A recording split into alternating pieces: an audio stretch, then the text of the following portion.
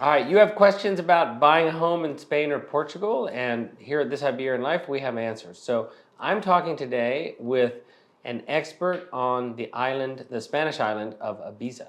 So I'm joined with Karolina Bialowas. Nice to meet you. Okay, great to meet you. We're talking to English-speaking buyers who might be interested in buying a home in Ibiza. Yeah. Like, what type of people does Ibiza best match with? No, you don't have. I think Ibiza is like very open-minded place. We have people from different countries. I think that is not the type of the person. I think every person can find something nice in Ibiza. A lot of people, they think that is the party place. No, it's not. It's not true. We have now in this moment, for example, we have a lot of the digital nomads. Yeah. Because you can rent some nice house, nice restaurant, nice apartment house, and you stay there, working very quiet. You have some people who buy only to enjoy the house in summer, to have party. I think that is not. Okay. Well, this is a good place to start. So let's talk about the seasonality of it. Yeah. So I imagine Ibiza must be there's a lot of people in the summertime, right? Yeah. Especially and July and August, you have too much people. A lot of residents who has house in Ibiza, they prefer to live. Yeah. If that is for them not necessary to work in Ibiza, maybe they have the business in another country. We have a lot of people from England, from Holland. Sometimes they prefer to live in July and August. Okay. And what is the weather like in, say, the fall, the winter, and the spring? Yeah. I think the coldest months, that is January and February, and the temperature at the night can be a little bit cold because we have a lot of the humidity. So it can be around 5, 10. But if you have very nice sunny day, can be around 20. Okay. And after in March, that starts very good weather, and the season normally starts in Easter. So is it possible that someone could buy a home, a year-round home in Ibiza, and then rent it out in the busy months of July and August? Yeah, a lot of people do that. Normally in Ibiza, you need the tourist license if you want to rent per weeks. But for 1 month, that is already allowed without the tourist license. Now, with this year, the government start the new law. You need to register the house, but it's not to ask for the special permit because they want like little bit to control the rentals for the short term. Because in Ibiza we have a lot of problems to find the property to house, to apartment for the people who come to work in the summer. Yeah, but you can rent. Per 2 months, you can do that without the permit. It feels like you would probably pay your mortgage and your costs for the year, probably and then some by doing that, right? Yeah. Yeah. Okay, so what are like the hot neighborhoods, the hot parts of Ibiza that an expat would consider wanting to buy a home in? Okay, it's different to buy the home and different to buy the apartment. Okay, so we'll talk about both. Yeah, if you want to buy a nice luxury apartment, good quality, nice view and nice neighborhood, that is Marina Botafogo, because you are very close to the beach, to Talamanca, you are in the port, you are very close to Ibiza town, and this area is like not very touristic area because there you have a lot of residents who live there all year. So for the apartment, I think it's Marina Botafogo. Okay. I live there, so okay. it's the best. Yeah. And to buy the house, for example, the people from Holland now they love to buy in Santa Gertrudis. Santa Gertrudis is small village with nice restaurants. It's a little bit like the countryside. You can find some nice property with big plot. Yeah, some people they prefer that. And after you have another areas like Escobais, you have nice sea view, but the problem is It's far away from the center, but yeah, a lot of the luxury houses you have in Escobais.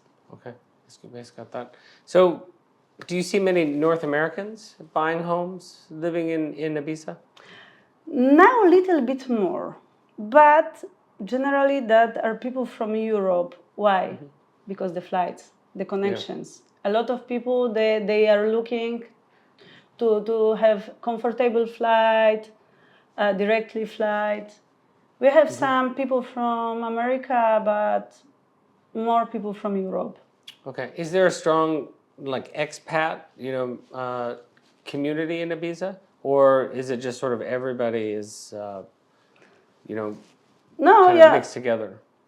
no. I think that a lot of people they like they have you have like the small communities of Dutch people or English people, but why? Because they speak the same language. We have a lot of people in Ibiza. You can imagine they live maybe 15 years in Ibiza and they don't speak Spanish. Why? Because they are always inside of the same community. And is it the native tongue on Ibiza is Catalan or Castilian? Okay, the official language, of course, is Spain because we are in Spanish. We have Ibizenco, the language, but it's the dialect. It's like the Catalan. But in Ibiza, in every place where you go, you can speak Spanish or English. That is not a problem. Not a problem. Let's talk about mortgages. So when you sell a home to an expat, are they typically paying cash or using a mortgage? Depends. The people from Spain, the Spanish people, they prefer take the mortgage. But yeah, the last house what I sold in Calatarida, there was the couple they paid in cash. It depends because the last years to take the mortgage was so expensive. A lot of people they prefer to pay in cash. Yeah. I want to put this in perspective. We're filming this in February 2025. When she says expensive, she's talking about in the high twos, low threes. So compared to the United States, that's considerably lower. Somebody buying from North America, you would save big money with a Spanish mortgage. Let's talk about taxes though. Let's talk about home prices, and then we'll sort of back into that. So if somebody wanted to get into a 2-bed, 2-bath condo, what is sort of the base starting price that they would be? I think that should be between 700,000 euros. Okay. So 500 to 700,000 euros. Now they're going to have an upfront tax, right, of about 7% on that. 8%. So it's a much higher upfront tax than, say, if you're an American that we're used to paying. However, ongoing taxes and annual tax bill would be about how much? No, annual taxes is not very expensive. Can be around 1,000 euros. Yeah. So what you'd probably pay in a month, you're paying in a year. And so when you take into account the 2 to 3% mortgage, when you take into account 1,000 euros a year for your property taxes, and then you take into account insurance. I mean, Ibiza is an island, more or less. Homeowners insurance, how much would that be? Insurance is not very expensive. If you take the basic insurance, can be around 300-400 euros per year. The insurance of the apartment is not expensive. Yeah. So you take all these savings, right? So we're talking 1,000 a year on taxes, more or less. It varies. 300-400 a year for insurance, 2 to 3% on the mortgage rate. Your break-even point is probably 4 to 5 years off of paying that 8% upfront tax. So Ibiza is not, I think buying in Spain or Portugal in general is not for someone that is looking to, buy and sell the home within, a 1 or 2 year period. However, for someone who's looking for a long-term, value investment, it's just an easy peace of mind because you don't have a big payment to make every single month. That's where the real beauty of investing in Spain or Portugal, in my opinion, comes from. And for sure, it's cheaper to buy than rent. Yeah. Because the rentals are very, very expensive.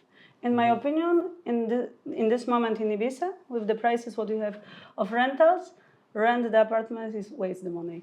Yeah. How about schools in Ibiza?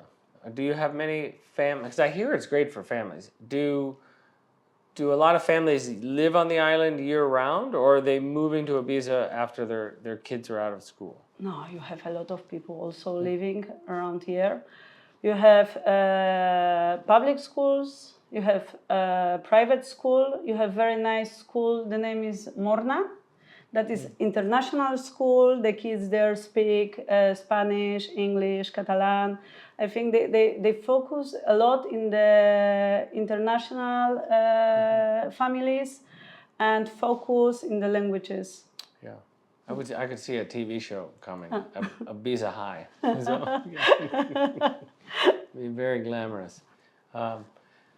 So let's talk about like what is life like living in Ibiza? Obviously, I'm assuming you have access to amazing seafood. Yeah. Your probably boating is Yeah. probably quite popular and big in Ibiza. But like, what are some other recreational things that people do? Yeah, you can. You if you like hiking, you have really very nice places to hiking. I don't know if you know Esvedra.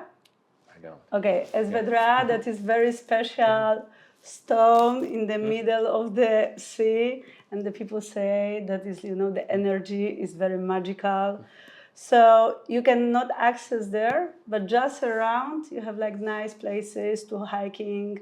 So you go just on the top of the mountain to look at Vedra. Yeah. Now in Ibiza, especially in the winter time, you can imagine in Facebook we have some special groups for the people who like to go together hiking. Ibiza is not only go to the beach, go to the party. You have a lot of very nice nature. How about food? Food. If you like the Mediterranean food, seafood, it's amazing. Because we have also very nice restaurants. And you have two kinds of the restaurants. You have expensive, very luxury restaurants. But a lot of people, they prefer to choose the local places. You have the typical nice family from Ibiza, the mother, the father, the son, they are cooking, Ibiza, I think, Ibiza has two faces, the luxury face and the local face. And a lot of people who come to Ibiza, they are looking for the local face of Ibiza. Yeah. Which is great. We think a lot about the luxury. So, okay, now let's talk about villas. So we talked about the 2-bed condos. You said 700,000 is euros is where you're gonna be starting. What about a villa, like a detached home? Okay, in Ibiza, you can imagine. I think, the most expensive villa what we have on the market, I think is 35 millions. But the starting price for nice house that ready to move can be around 3-4 millions. Okay, so 3-4 million for kind of getting into the what we consider single family home market, and 500,000-700,000 into the 2-bath condo. All right, so if you are interested in considering a move to Ibiza, you'd like to talk about investing in property there, either to live in or to rent or to do what we talked about at the top of the show. Seemed like a daydream idea where you could live in it for 10 months and rent it out during the popular July and August. Please reach out. Contact information is on the screen for both of us. What we do here at This Iberian Life is help you to take steps forward to work with English-speaking real estate agents, attorneys, lenders, everybody to take you through the whole process. All right, thank you so much. Thank you. All right. Thank you.